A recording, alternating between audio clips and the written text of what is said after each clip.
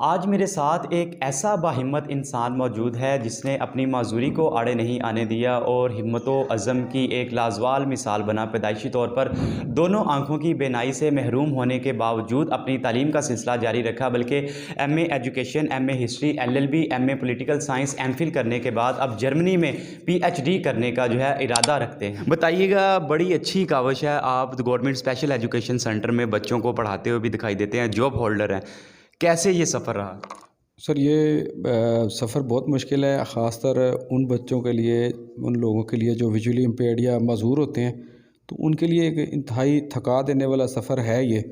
लेकिन कोशिश करने से कौन सा काम है जो नहीं हो सकता। तो शुरू में मैं कुछ 7 साल का था जब मेरे घर वालों ने मुझे हॉस्टलाइज़ कर दिया, क्योंकि यहाँ नियर बाय में कोई स्कूल नहीं था। अब जहाँ मैं बैठा हूँ यहाँ अब ये मैट्रिक तक स्कूल है, लेकिन उन दिनों में फैसलाबाद में मुझे घर वालों ने एडमिट करवाया था एक प्राइवेट स्कूल में।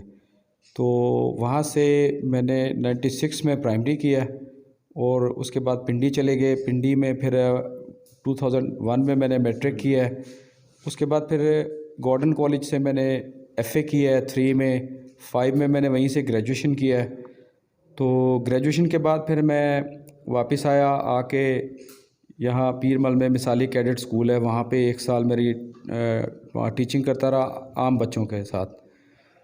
तो उसके बाद फिर मैंने एजुकेशन यूनिवर्सिटी से एमए किया, फिर पंजाब यूनिवर्सिटी से एमए हिस्ट्री और एमए पॉलिटिकल साइंस किया। उसके बाद मैं भी बहाउद्दीन ज़करिया यूनिवर्सिटी चला गया, वहाँ से एलएलबी किया। उसके बाद एमफिल किया है इंटरनेशनल रिलेशन में। तो उसी दौरान में मेरी जॉब भी हो गई यहाँ पब्लिक सर्विस कमीशन के थ्रू। तो अब अल्हम्दुलिल्लाह मैं 2014 से लेके अब तक यहाँ पे जॉब पे हूँ। अच्छा फ़रूक भाई, ये बताइएगा कि आम बच्चे की निस्बत जो स्पेशल बच्चे हैं उनको पढ़ाना कितना मुश्किल होता है, कैसे मैनेज करते हैं? क्योंकि आप ख़ुद भी जो है दोनों आँखों की बीनाई से महरूम हैं। असल में ये होता है कि जब आम बच्चों का अटेंशन स्पैन जो है वो लेना आसान होता है कि वहाँ पे 20-20, 30-30, 40-40 क्लास जो है वो डील हो सकती है। इवन जब मैं लॉ कर रहा था तो हम लोग 85 के क्लास थी हमारी, तो वो डील हो जाता है। लेकिन ये जो स्पेशल बच्चे हैं इनकी क्लास इस तरह से डील नहीं हो सकती कि हर बच्चे का मजूरी के बायस उनके आईक्यू लेवल पे भी फ़र्क पड़ता है। जितनी सीवियर मजूरी है उनका आईक्यू लेवल में फ़र्क पड़ता है। तो सब बच्चे बाय आईक्यू लेवल एक जैसे नहीं होते। तो इन बच्चों को जाके हमें फ़र्दन पढ़ाना पड़ता है, फ़र्दन हाथ से सिखाना पड़ता है, बताना पड़ता है। तो ये डिफ़िकल्ट काम है आम बच्चों की निस्बत। अच्छा फ़रूक भाई, वालदैन को क्या कहेंगे? वालदैन पहले अपने बच्चों को जो है पढ़ाने की बजाय घर में छुपा देते थे, या बेशतर ऐसे मामलात होते थे कि जो स्पेशल बच्चे होते थे उनको इतनी ज़्यादा फ़ौक़ियत नहीं दी जाती थी। अब क्या देखते हैं आप? देखिए, जब हमने ये एजुकेशन का सिलसिला स्टार्ट किया था तो तब इतनी फैसिलिटीज़ नहीं थी जितनी अब गवर्नमेंट दे रही है। तब हमारे पेरेंट्स ने को अफोर्ड किया। आउट ऑफ सिटी बहुत मुश्किल होता है एक मज़दूर बच्चे पे इन्वेस्ट करना, तो वैसे भी पेरेंट्स के लिए समझते थे किसी दौर में कि ये वेस्टेड है, ज़ाया जाएगा। अब गवर्नमेंट ने इतनी सहूलियात दे दी हैं कि यहाँ जहाँ अभी आप बैठे हैं यहाँ गवर्नमेंट बच्चों को पिक एंड ड्रॉप फ्री दे रही है, यूनिफॉर्म फ्री दे रही है, 800 रुपये माहाना स्कॉलरशिप भी दे रही है, जूते दे रही है। तो अब इतनी फैसिलिटीज़ हैं कि मेरा नहीं ख्याल कि अब किसी बच्चे को जो है वो मज़दूर बच्चे को घर बिठाए रखना चाहिए, क्योंकि पहले जो उसके एक्सपेंस पेरेंट्स लेते थे अब वो गवर्नमेंट ने अपने सर ले लिए हैं। तो मेरी अभी भी तमाम पेरेंट्स से गुजारिश है कि वो इन सेंटर्स में बच्चों को भेजें। ये इन्हीं बच्चों के लिए बनाए हैं गवर्नमेंट ने। आम तालीम से ज़्यादा ख़र्च यहाँ पे गवर्नमेंट कर रही है और इन बच्चों की खातिर कर रही है। तो किसी को भी यहाँ कमालिया में तो वैसे भी मेरा जितने लोगों से इंटरेक्शन है तो उन लोगों के साथ मेरा कोऑपरेशन अभी भी चल रहा है। किसी को भी कोई कंसल्ट करना है, मशवरा करना है, पूछना है तालीम के मामले में, सिर्फ ब्लाइंड लोग नहीं बल्कि आम लोग जो नॉर्मल लोग हैं वो भी मेरे पास आते हैं, मशवरे के लिए भी आते हैं, कुछ पढ़ने के लिए भी आते हैं। तो मेरा अभी भी सारे अहले कमालिया को गुजारिश है कि जहाँ मेरी ज़रूरत किसी को हो, ये नहीं देखें कि मैं ब्लाइंड हूँ या मज़ूर हूँ, मैं हाज़िर हूँ। और ये सेंटर हमारा हाज़िर है, यहाँ पे लाएँ। जिसको मज़दूर बच्चा कोई जहाँ नज़र आता है वो इस स्कूल का रास्ता दिखाएं उन्हें, या हमें इन्फॉर्म करें। आप या जब ये शॉट्स लेंगे तो हमारे स्कूल का कॉन्टेक्ट नंबर भी काइंडली साथ लगा दीजिएगा, ताकि आप मेरे इस इंटरव्यू से उन लोगों का भला हो जाए जिन्हें ये स्कूल पता नहीं है या जो राब्ता नहीं कर सकते। तो इस तरह से वो एक सोर्स भी बन जाएगा उन लोगों के लिए। और उम्मीद है मुझे कि ये सुनने के बाद, ये देखने के बाद लोग और ज़्यादा मोटिवेट होंगे और लाएंगे बच्चों को यहाँ पे। अच्छा फ़रूक भाई, ये बताइएगा कि कितने बहन भाई हैं, वालिद क्या करते थे जब आपने ये तालीम का सिलसिला शुरू किया? हम लोग 10 बहन भाई हैं और वालिद साहब मेरे कारपेंटर थे। तो जब ये मैंने तालीम का सिलसिला शुरू किया तो अर्निंग सोर्स सिर्फ वालिद साहब थे।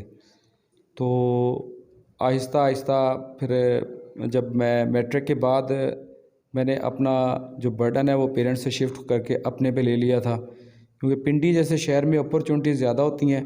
तो मैं डे टाइम में कॉलेज और शाम टाइम में मेरे पास होम ट्यूशन्स थी, वहाँ ग्रामर पब्लिक और सदीक पब्लिक के बच्चे मेरे पास पढ़ने के लिए आते थे। तो वो अपनी होम ट्यूशन से मैंने अपना बर्डन वो ख़ुद शिफ्ट किया अपने पे।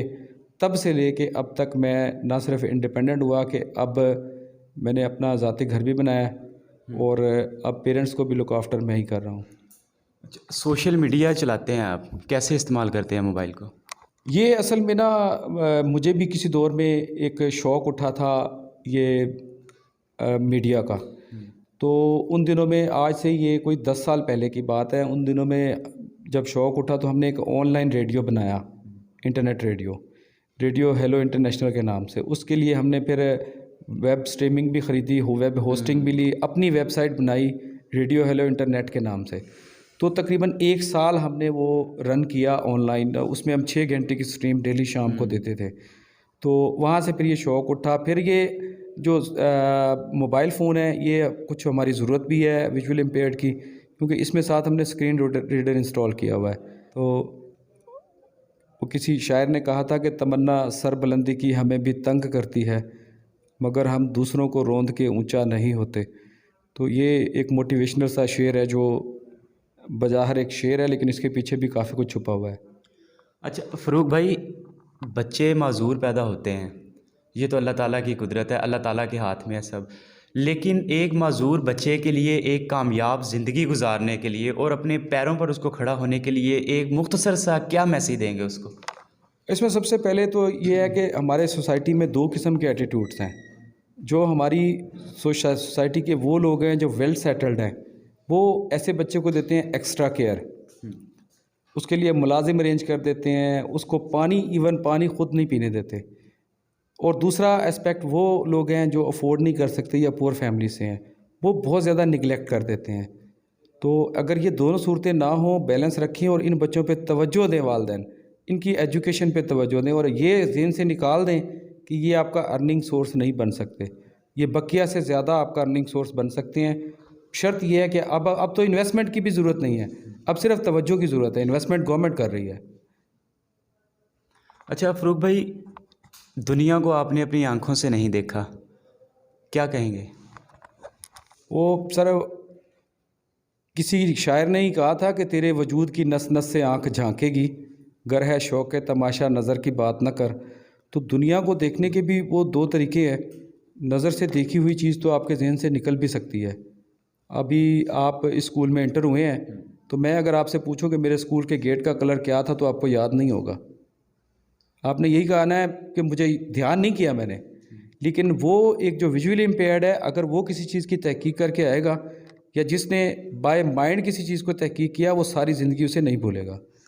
माजूरी के बावजूद इन्होंने जो है आला तालीम हासिल की और आज एक आला ओहदे पर फाइज़ हैं, बल्कि अपने वालिदैन और असातिज़ा के साथ साथ दोस्तों का भी फ़ख्र हैं। और इन्होंने एक बहुत ही अच्छा मैसेज दिया है कि किसी को भी अपनी माजूरी को आड़े नहीं आने देना चाहिए। आगे बढ़ने का जो हिम्मत व जज्बा है उसको जो है हमेशा कायम रखना चाहिए, ताकि जो है अपने साथ साथ वालिदैन के साथ साथ मुल्क पाकिस्तान का नाम रोशन कर सके और अपने पैरों पर जो है ख़ुद खड़ा हो सके। मज़ीद ऐसी वीडियोज़ के लिए हमारे पेज को लाइक करें।